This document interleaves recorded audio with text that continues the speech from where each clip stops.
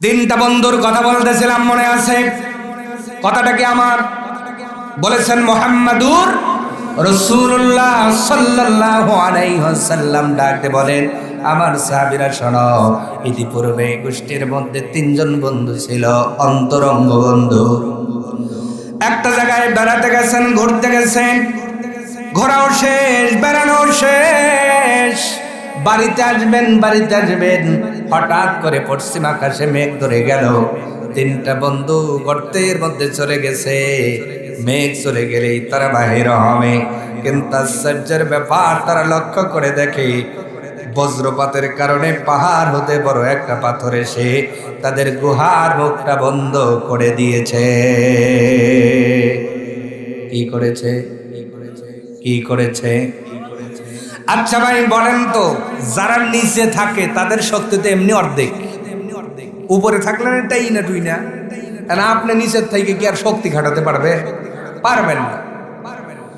ঝড় চলে গেল, বৃষ্টি চলে গেল, এবার ওনারা চিন্তা করলেন গুহা থেকে বাহির হবেন। চিন্তা করেছেন পাথর হয়তো ছোট হবে, কিন্তু সেই শরীরের সবটুকু শক্তি যখন ওনারা প্রয়োগ করলেন, পাথরটাকে এতটুকু পর্যন্ত নড়ানো হেলানো সম্ভব হলো না, কারণ পাথর এসে গুহার মুখে এত শক্তভাবে বসে গেছে, উপর থেকে কেউ যদি না সরায়, একজনও সরাতে পারবে না। পুরা গ্রামবাসী যদি না আসে, তাদের দাফন কাফন গুহার মধ্যেই হয়ে যাবে। নবীজি বলছেন, তারা যখন এইটা বুঝতে পারলেন যে এই জায়গা থেকে, কারণ আমরা কাঁদলেও তো এই আওয়াজ দুনিয়ার কোন মানুষের কাছে পৌঁছাবে।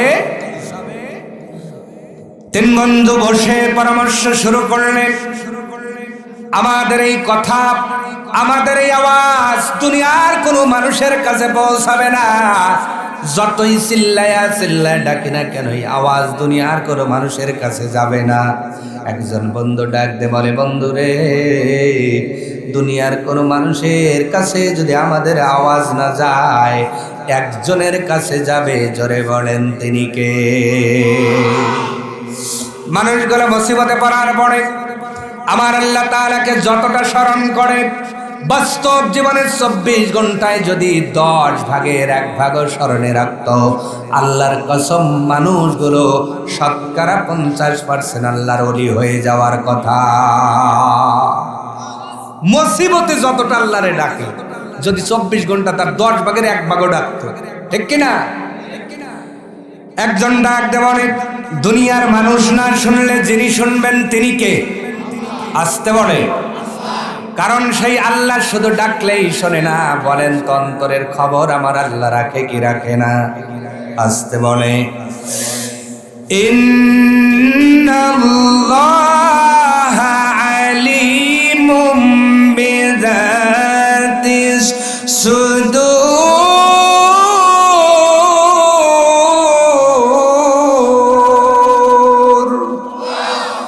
আল্লাহর কোরআন ডাক বলে, পৃথিবীর মানুষ, তোমরা যেই রবকে ডাকো, ওই রব শুধু ডাকলেই শোনে না, তোমার অন্তরের খবর রাখে। একটা বন্ধু ডাক দে বলল, বন্ধু রে, আল্লাহরে ডাকা ছাড়া এখন কোনো কায়দা নাই। একজন বন্ধু ডাক দে বলল, যেহেতু আমলটা আমাদের নাজাত দিবে আখিরাতে, তাহলে মনে হয় আমাদের নেক আমলের কথা যদি আল্লাহ তাআলারে বলি, আল্লাহ রাব্বুল আলামিন আমাদের আমল যদি কবুল করে, হয়তো এই মুসিবত থেকে আমাদের মুক্তি দান করে দিতে পারেন।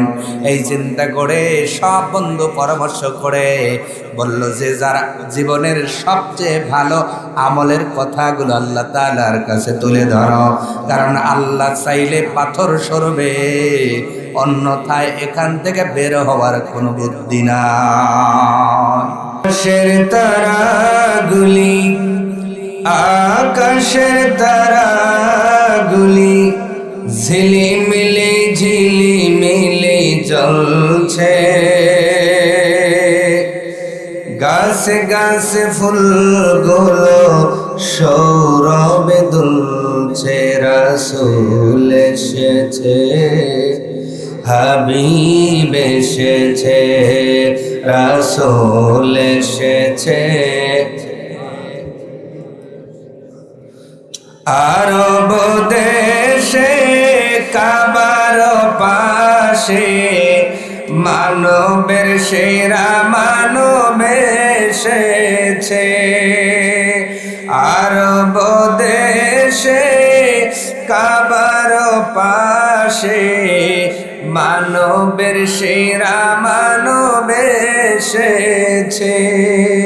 ওকে এসেছে, জান্নাত খুলেছে।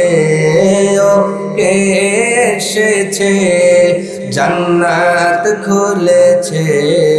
রসূল এসেছে, হাবিব এসেছে। রসূল এসেছে। আকাশের তারাগুলি ঝিলিমিলি ঝিলিমিলি জ্বলছে। গাছে গাছে ফুলগুলো সৌরভে দুলছে। রাসূল এসেছে, হাবিব এসেছে।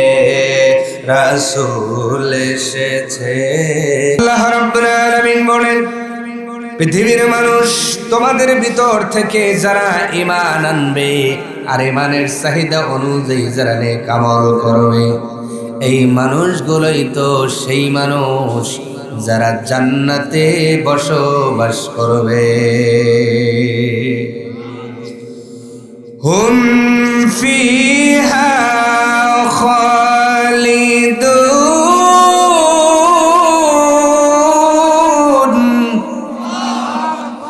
আল্লাহ রাব্বুল আলামিন বলেন, তারা কতদিন বসবাস করবে রে বান্দা বান্দি শোনো। তারা একদিন নয়, 1 বছর নয়, 100 বছর নয়। সকালবেলা ঢুকে বিকালবেলা বাহির হবে না। আল্লাহ রাব্বুল আলামিন ডাক বলে, এ বান্দা বান্দি, ঈমান আনার কারণে আর নেক আমল করার কারণে আমি আল্লাহ তোমাদেরকে যেই জান্নাত দান করব, ওই জান্নাতের মধ্যে 100 বছর 200 বছর নয়, হুম ফিহা খালিদুন। তারা সেখানে চিরকাল পর্যন্ত অবস্থান করবে। আওয়াজ তুলে জোরে বলা যাবে কি সুবহানাল্লাহ? আমার ভাইয়েরা, তার মানে কোরআনুল কারীমের সূরাতুল বাকারার 82 নম্বর আয়াতের সরল অনুবাদ দ্বারা এ কথাই বুঝতে পারলাম, জমিনের মধ্যে যেই মানুষগুলো ঈমান আনয়ন করবে আর ঈমানের চাহিদা অনুযায়ী যারা ভালো ভালো কাজ করবে, নেক আমল করবে, আমার আল্লাহ এমন একটা জান্নাতের বাসিন্দা তাদের বানায়া দিবেন, যেই জান্নাতের মধ্যে মানুষগুলো চিরকাল পর্যন্ত বসবাস করবে।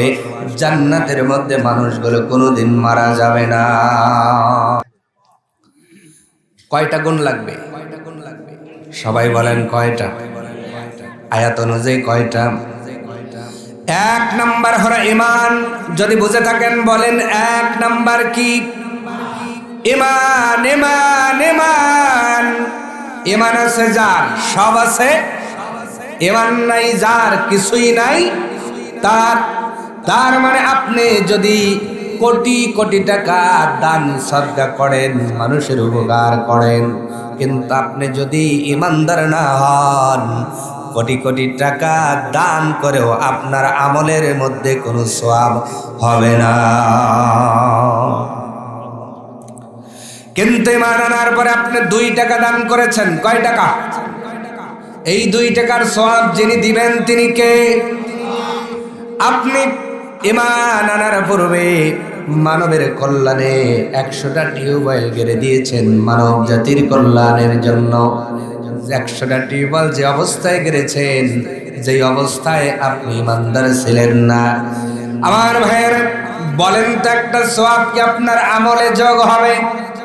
কিন্তু ঈমান আনার পরে টিউবওয়েল গাড়তে পারেন নাই, মানুষের জন্য পানির ব্যবস্থাপনাও করতে পারেন নাই, কিন্তু শুধুমাত্র একটা মানুষের 1 বালতি পানি আপনি বাড়িতে দিয়েছেন। ঈমান আনার কারণে এই সওয়াবটাও আপনার আমলের মধ্যে আমার আল্লাহ ইনক্লুড করে দিবে। তাহলে বলেন তো ঈমানের দাম আছে না নাই? আসতে বলবেন না, জোরে বলুন আছে না নাই? ইমানের কত দাম সাহাবা আজমাইন গুলো নিজের জীবন দিয়ে বুঝিয়েছেন। ইমানের জন্য উম্মতে মুহাম্মাদী প্রথম যিনি শহীদ হয়েছিলেন তার নাম হলো হযরত সুমাইয়া রাদিয়াল্লাহু তাআলা আনহা। শুধুমাত্র কলেমার সাক্ষ্য দেওয়ার কারণে আবু জেহেল তার লজ্জাস্থানে এত জোরে বর্ষার আঘাত করেছিলেন। সুমাইয়া দুনিয়ার জমিন থেকে বিদায় নিয়েছেন। তবে বিদায় নেওয়ার পূর্বে আমার আল্লাহ জিবরাইল আলাইহিস সালামকে ডাক দিয়ে বললেন, ও জিবরাইল, আর দেরি করবে না, কলেমা পড়ে ঈমান আনার কারণে আমার সুমাইয়া শাহাদাত বরণ করবে।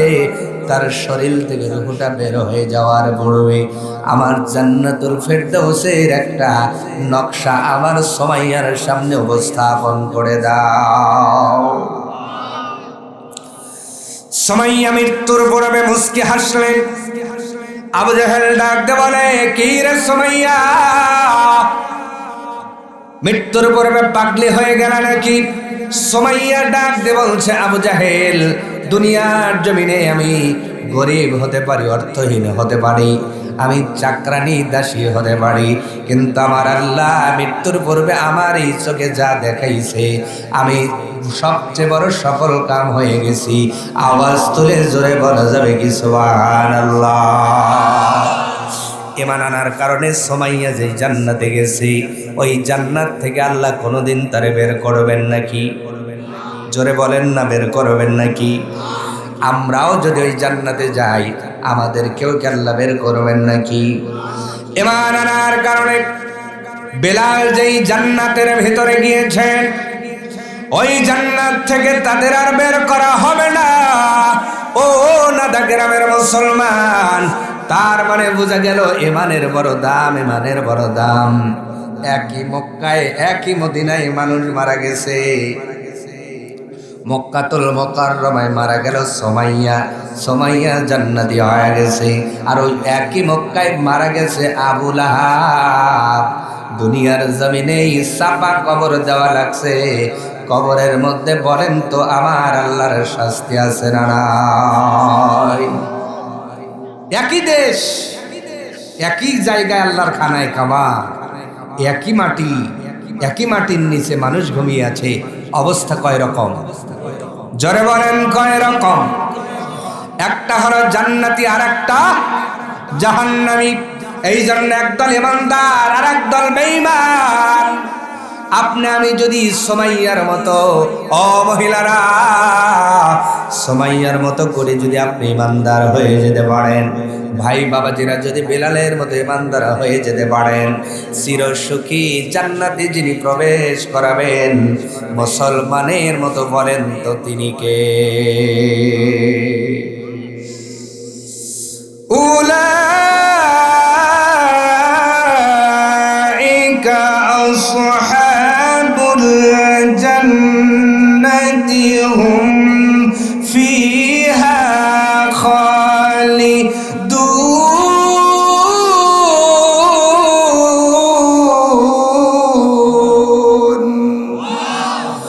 আল্লাহ রাব্বুল আলামিন বলেন, এক নম্বরে তুমি যদি ইমানদার হয়ে যেতে পারো, আমি আল্লাহ তোমাদেরকে জান্নাতে প্রবেশ করাবো। তবে ঈমান আনার পরে বলেন তো কিছু ডিউটি আছে না? ঈমান আনার পরে ডিউটি হলো নামাজ শিখতে হবে। কি শিখতে হবে? এখানে ঈমানদার কারা কারা হাত দেখান তো, লিল্লাহি তাকবীর। সবাই ঈমানদার? সবাই হাত নামান। এইবার যদি বলি নামাজের ওয়াজিব কয়টা বলেন তো, কে কে পারবেন? এইবার হাত দেখান তো দেখি। নামাজের ওয়াজিব এখন তো সবার হাত উঠলো না।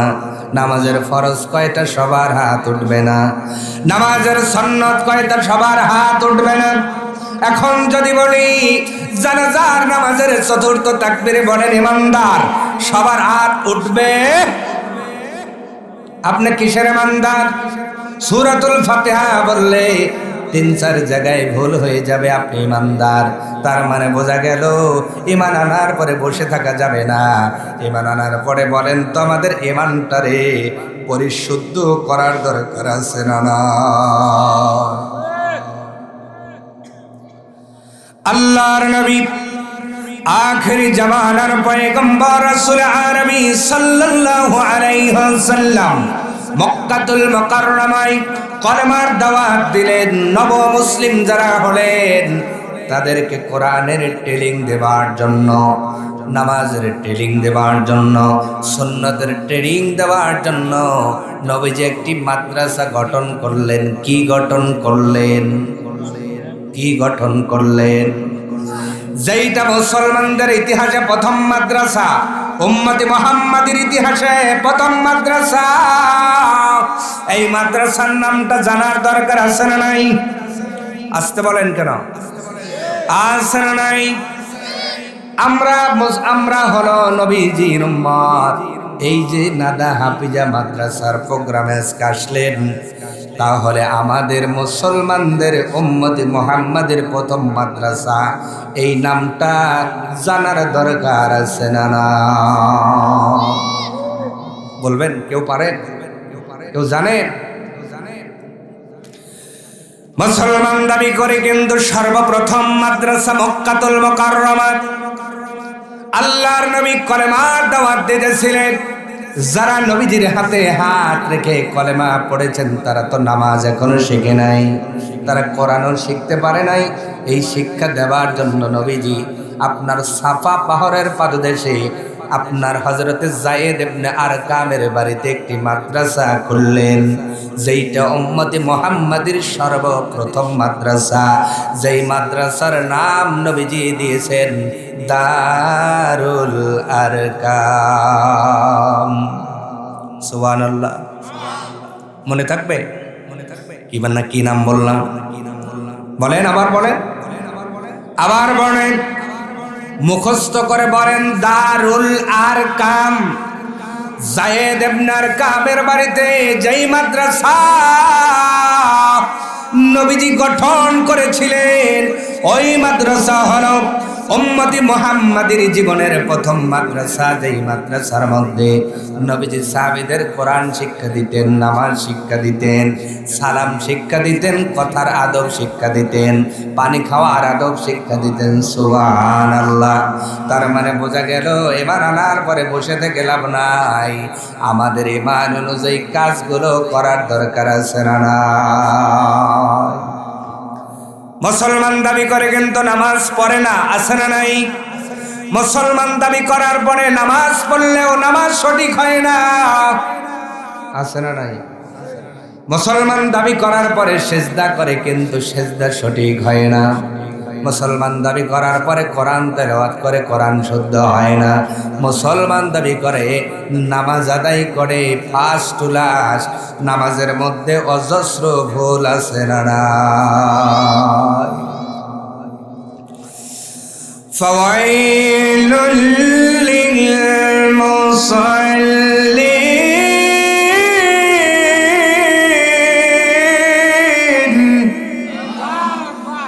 আল্লাহ রাব্বুল আলামিন এই জন্য বললেন, দুনিয়ার জমিনে এমন নামাজি আছে যারা নামাজ পড়ে কিন্তু নামাজে আল্লাযীনা হুম আন সালাতিহিম সাহুন। ওই যে ঈমান আনছে, ঈমান আনার পরে মনে করছে আমরা নাজাত পেয়ে যাব না। না, ঈমান আনার পাশাপাশি নবীজির সাহাবীদের মতো করে সব কিছু ট্রেনিং নিয়ে সত্যিকারে মুসলমান হওয়ার দরকার আছে না? নাই? পিওর মুসলমান হওয়া লাগবে। এই কথাটা কার? আসতে বলে, আবার বলেন, ওয়ালা তামুতুন্না ইল্লা ওয়া আনতুম মুসলিমুন।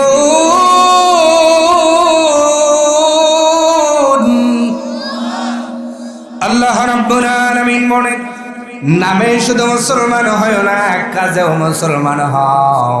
তার মানে আমি ঈমান আনার পরে আমার ডিউটি শেষ হলো না, ঈমান আনার পরে ডিউটি বলেন তো আছে না নাই? আল্লাহ তাআলা কথাই বলেন বান্দারে, ওয়াল্লাযীনা আমানু, যারা ঈমান আনয়ন করলো, ওয়া আমিলুস সালিহাত, এবং ঈমান আনার পরে যারা ওই ঈমানের চাহিদা অনুযায়ী নেক আমল করলো, তার মানে ঈমান এনেই তারা বসে থাকলো না, ঈমান আনার পরে ঈমানের চাহিদা অনুযায়ী যারা নেক আমল করবে উলাইকা আসহাবুল জান্নাহ, এরাই কেবল জান্নাতের অধিবাসী হবে। অথচ আযানের পরে অনেক ইমানদারকে সরিষার খেতে পাওয়া যায়, কথা বলে না। আযানের পরে অনেক মুসলমান ইমানদারকে আলুর খেতে পাওয়া যায়, আযানের পর অনেক মুসলমানকে ক্ষীরার খেতে পাওয়া যায়, কথা কন। এলাকায় কি ক্ষীরা নাই? আরো জোরে। ক্ষীরা তোলা লাগবে, এই তাগিদে রাত 4টায় ক্ষীরার খেতে হাজির, কিন্তু আল্লাহর ডিউটি ফজরের নামাজ পড়া লাগবে, এই তাগিদে মুসলমান মসজিদে যায় না। ভুল বললাম? ক্ষীরা তুলতে হবে, তাগিদ আছে কেন? ক্ষীরের সময় মতো না তুললে বড় হয়ে যাবে, বুড়া হয়ে যাবে। আর একটা তাগিদ হলো মাল পাওয়া যাবে, মাল পাওয়া যাবে, মাল পাওয়া যাবে। কি পাওয়া যাবে? আরো জোরে। এই জন্য শীতের দিনে জ্যাকেট পইরা প্যাকেট হইয়া রাত 4টার সময় কুয়াশার মধ্যেও দেখবেন ওই যে বিলের মধ্যে খেতে হাজির, কথা কয় না। আমার পূর্বের বক্তা আলোচক আমার বাবাজি আলহাজ মাওলানা শফুল ইসলাম বলেছেন, দুনিয়ার এই দাম আমার আল্লাহর কাছে যদি মশার একটা পাখার সমান আল্লাহর কাছে থাকতো, একটা কাফেরকেও আমার আল্লাহ পানি পান করাতেন না, রিজিক দিতেন না। আল্লাহ এই জন্য কাফেরদের রিজিক দেন। এই দুনিয়ার হায়াত, দুনিয়ার দাম আমার আল্লাহর কাছে মশার পাখার চাইতেও তুচ্ছ, বলেন নাউজুবিল্লাহ। যেই দুনিয়া আল্লাহর কাছে মশার পাখার চাইতেও নগণ্য, সেই দুনিয়া পাওয়ার আশায় রাত 4টায় শীতের মধ্যে হাজির। অথচ যেই মসজিদে ঢুকলে আল্লাহ কয় আয় হাইয়া আলাল ফালাহ, কল্যাণের দিকে আয়, সেখানে যায় না। অথচ দিন শেষে দোয়া করে বলে, আল্লাহ আমি কিন্তু মুসলমান, জান্নাত বড়টাই দিও, কথা বলে না, আসতে বলে। আর একটা ব্যাপার আমি অনুধাবন করেছি, বলবো নাকি? রাগ করবেন না তো, সবাই তো আমার আপনজন, কাছের মানুষ। দেখবেন আমাদের এলাকায় গরিব মানুষ মারা গেলে জানাজার খবর নাই, কথা কয় না। কারণ জানে ওই জায়গায় গেলে দাওয়াত পাওয়া যেতেও পারে, নাও ভরে। কিন্তু বড় লোক একজন মারা গেলে অজু থাক আর না থাক সামনে কাতারে, কথা কয় না। কারণ ভালো করে জানে 2-3টে গরু মারবি মনে হয়। ভুল বললাম? ভুল বললাম? এই তো আমাদের মুসলমান ঈমান এবং আমলের অবস্থা। বলেন তো ভাই বাবাজিরা, এই জাতীয় ঈমান এবং আমল দিয়া আপনার বিবেকেও কি আপনি জান্নাতি হবেন? বলেন বলেন। এই জন্য লাগবে নেক আমল। কি আমল? কি আমল? এই জন্য আল্লাহ রাব্বুল আলামিন বলেন, ওয়াল আসরি ইন্নাল ইনসানা লাফি খুসর। এ দুনিয়ার মানুষ, আমি আল্লাহ আসরের কসম করে বললাম, সব মানুষগুলো ক্ষতির ভিতরে, ইল্লাল্লাযীনা আমানু, তবে তারা ক্ষতিতে নাই যারা ঈমানদার, ওয়া আমিলুস সালিহাত, যারা নেক আমল করে, ওয়া তাওয়াসাউ বিল হক, যারা সত্যের সঙ্গ দেয়, ওয়া তাওয়াসাউ বিস সাবর, এবং দুনিয়ার জমিনে যারা সবর করে, ধৈর্য করে। এই 4 শ্রেণীর মানুষ দুনিয়াতে তারা কোনোদিন ক্ষতির মধ্যে থাকবে না, বলেন আল্লাহু আকবার। কয় ধরনের লোক? 1 নাম্বার ঈমানদার, 1 নাম্বার। 2 নাম্বার নেক আমলদার। তার মানে সূরা আসরের মধ্যেও নেক আমলের বয়ান পাইলাম।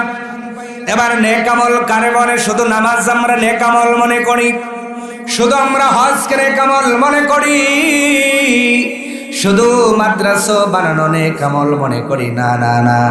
আপনি যখন একজনের সাথে উত্তেজিত হয়ে কথা বলতেছেন, ওই সময় আপনার জবান দিয়ে যেন অশ্লীল বাক্য বাহির না হয়, এই যে জবানটারে হেফাজতে রাখলেন, এটাও বড় একটা নেক আমল। বলেন সুবহানাল্লাহ। আজকে পারেন?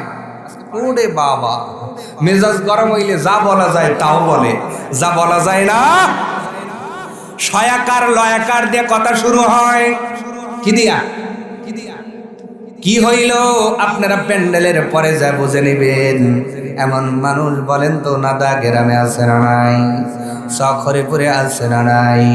তাহলে নেক আমল করবে যারা জান্নাতবাসী হবে তারা, নেক আমল করবে যারা আল্লাহর প্রিয় বান্দা হবে তারা, নেক আমল করবে যারা আমার আল্লাহ বলেন আমি আল্লাহ সাহায্য পাবে তারা। আরো আসতে বলে, লা খাউফুন আলাইহিম ওয়ালা হুম ইয়াহজানুন।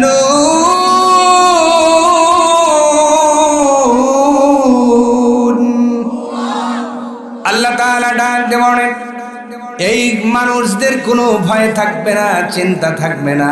আমি আল্লাহ নিজে দায়িত্ব নিয়া এদের কবরে পাশে থাকবো, হাসরে পাশে থাকবো, জান্নাতটাও আমি আল্লাহ নিজ জিম্মায় তাদেরকে দান করে দিব। এই জন্য ঈমান আনার পরে নেক আমল করার দরকার আছে না নাই?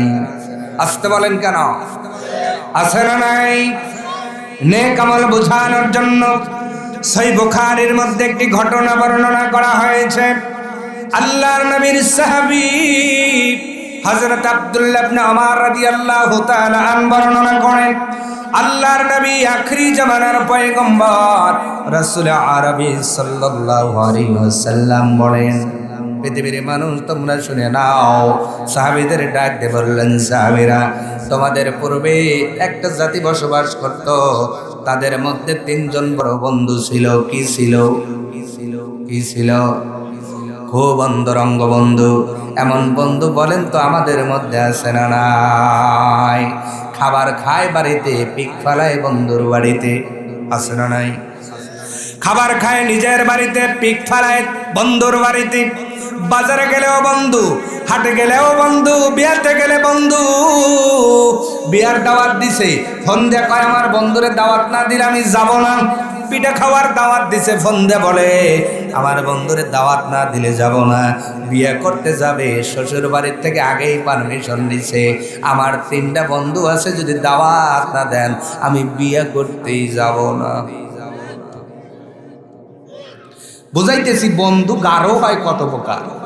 এই যে গাঢ় বন্ধু, যেই দিন আপনি মারা যাবেন, কোন বন্ধু কি বলবে আমার বন্ধু কবরে, আমি কবর ছাড়া বাড়িতে যাব না? বলবে? আস্তে যারা বলেছেন তাদের মনে হয় বলবে, বলবে, বলবে। ওই দিন বন্ধু আগে আগে দৌড়াইয়া বাড়িতে চলে আসবে। তার মানে হায়াত আছে, যতক্ষণ বন্ধুত্ব ফুরায় গেলে বন্ধুত্ব আর থাকবে না।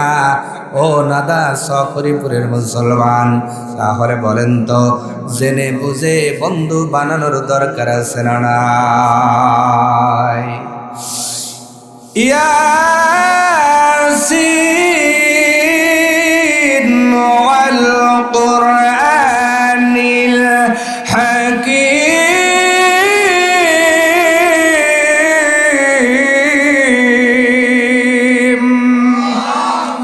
সূরাতুল ইয়াসিন ডাক দেওয়ালে পৃথিবীর মানুষ, তোমরা দুনিয়ারে মানুষে বন্ধু না বানাইয়া যদি আমি সূরা ইয়াসিন আমারে বন্ধু বানাতে পারো, আমি মরণের সময় তোমার কষ্ট লাঘব করে দেব। আর কোরআন ডাক দে বলে আল কোরআনিল হাকীম, কোরআন ডাক দে বলে এ পৃথিবীর মানুষ, দুনিয়ার মানুষে বন্ধু না বানায়া।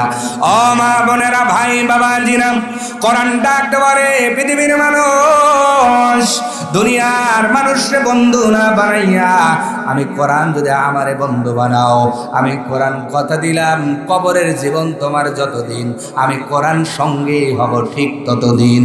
তোমার কবরের মধ্যে দুনিয়ার কোনো বন্ধু যদি না থাকে আমি কোরআন তোমার পাশে থাকব। এই জন্য কোরআনটারে বন্ধু বানানোর দরকার আছে না নাই?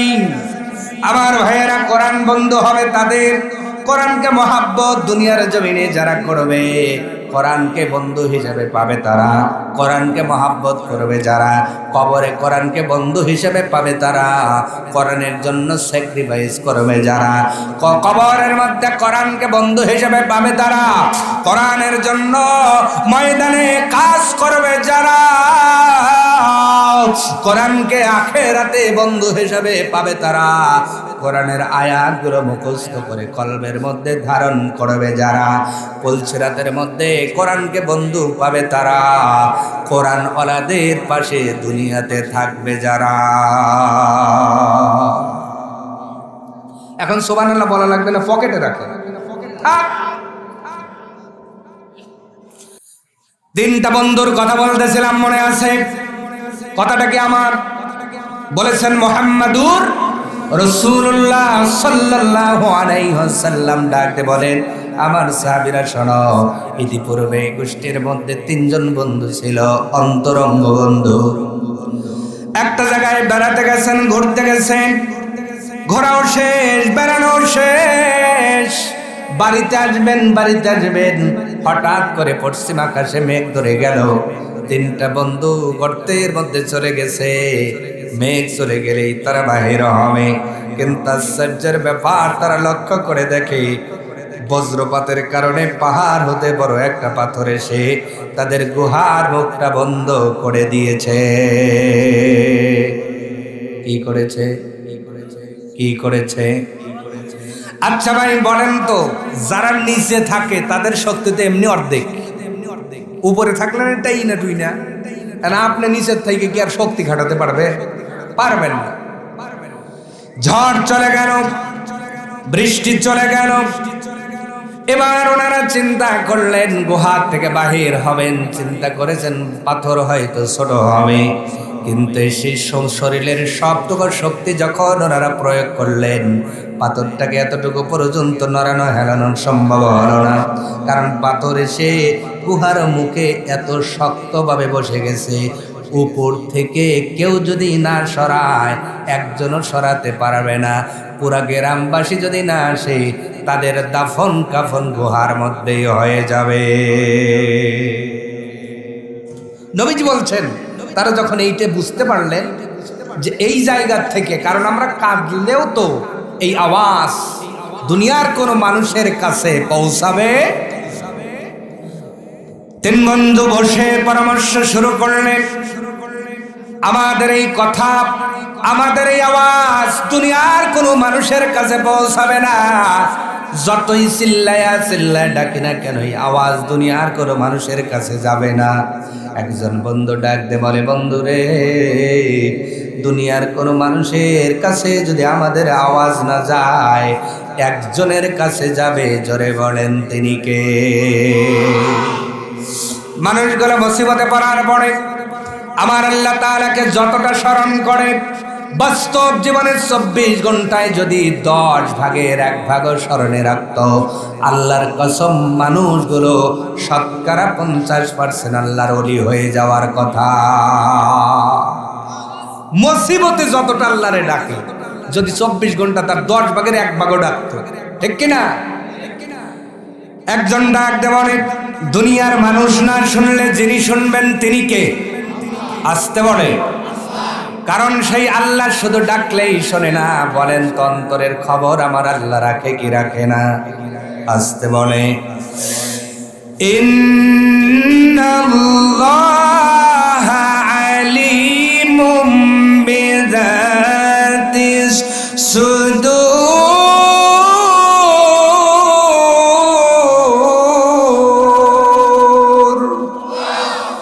আল্লাহর কোরআন ডাক দেওয়ালে পৃথিবীর মানুষ তোমরা যেই রবকে ডাকো ওই রব শুধু ডাকলেই শোনে না, তোমার অন্তরের খবর রাখে। একটা বন্ধু ডাক দে বলল, বন্ধু রে, আল্লাহরে ডাকা ছাড়া এখন কোনো কায়দা নাই। একজন বন্ধু ডাক দে বলল, যেহেতু আমলটা আমাদের নাজাত দিবে আখিরাতে, তাহলে মনে হয় আমাদের নেক আমলের কথা যদি আল্লাহ তাআলারে বলি, আল্লাহ রাব্বুল আলামিন আমাদের আমল যদি কবুল করে, হয়তো এই মুসিবত থেকে আমাদের মুক্তি দান করে দিতে পারেন। এই চিন্তা করে সব বন্ধু পরামর্শ করে বলল যে যার জীবনের সবচেয়ে ভালো আমলের কথাগুলো আল্লাহ তাআলার কাছে তুলে ধরো, কারণ আল্লাহ চাইলে পাথর সরবে, অন্যথায় এখান থেকে বের হওয়ার কোনো বুদ্ধি নাই। সম্মানিত হাজিরিন, এবার প্রথম বন্ধু নবীজি ডাক দেওয়ার প্রথম বন্ধু বলা শুরু করলো। কোন বন্ধু? কোন বন্ধু? প্রথম বন্ধু বলা শুরু করলো, আল্লাহ তাআলা, আমি আমার জীবনে একটা ভালো আমল করেছি। কি আমল ভাই? এই দিকে তাকান। মেহমান আসলে তো দেখতেই পাবে, ওনারা আপনাদেরকে দেখা দিবেন জন্যই তো আসতেছে। ঘাটটা ঘুরায় দেখে লাভ কি? ওই যে ওয়াতাওয়াসাউ বিল হক ওয়াতাওয়াসাউ বিস সবর করেন।